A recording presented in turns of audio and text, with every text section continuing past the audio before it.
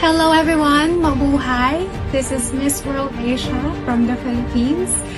I can't even put into words how I feel right now, but I am immensely proud of how far we've come, Philippines, and also I'm so proud of my sisters.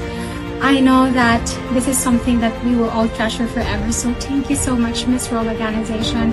Thank you, Telangana, for hosting us. Thank you so much for this remarkable journey. Your old ancestral home. And apart from that, I also dream to become a professional singer. That is why I'm working on producing my own song, hoping to be released this year. For me, Miss World, it's to form connections, to build lasting relationships and lasting changes to your community.